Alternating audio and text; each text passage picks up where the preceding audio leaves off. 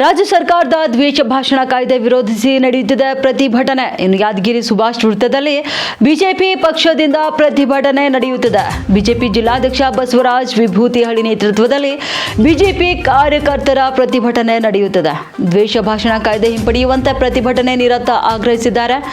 ರಾಜ್ಯ ಸರ್ಕಾರದ ವಿರುದ್ಧ ಪ್ರತಿಭಟನೆ ನಿರತರ ಆಕ್ರೋಶ ವ್ಯಕ್ತಪಡಿಸಿದ್ದಾರೆ. ಕೂಡಲೇ ಸರ್ಕಾರದ ದ್ವೇಷ ಭಾಷಣ ಕಾಯ್ದೆ ವಾಪಸ್ ಪಡೆಯುವಂತೆ ಪ್ರತಿಭಟನೆ ನಡೆಸಿ ನಿರತರ ಆಗ್ರಹ ಮಾಡುತ್ತಿದ್ದಾರೆ.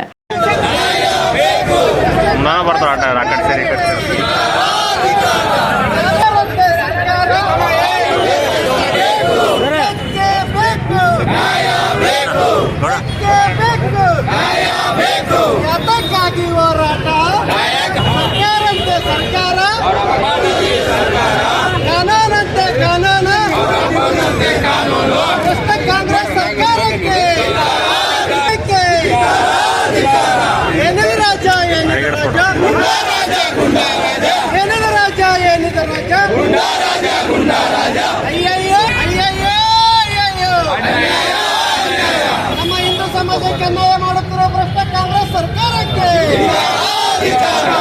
ಯಾತಕ್ಕಾಗಿ ಹೋರಾಟ,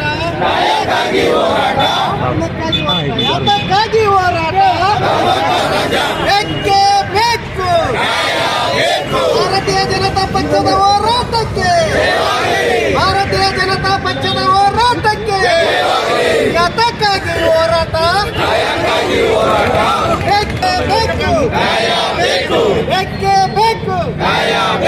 ಭ್ರಷ್ಟ ಸಿದ್ದರಾಮಯ್ಯ ಸರ್ಕಾರಕ್ಕೆ, ಭ್ರಷ್ಟ ಕಾಂಗ್ರೆಸ್ ಸರ್ಕಾರಕ್ಕೆ,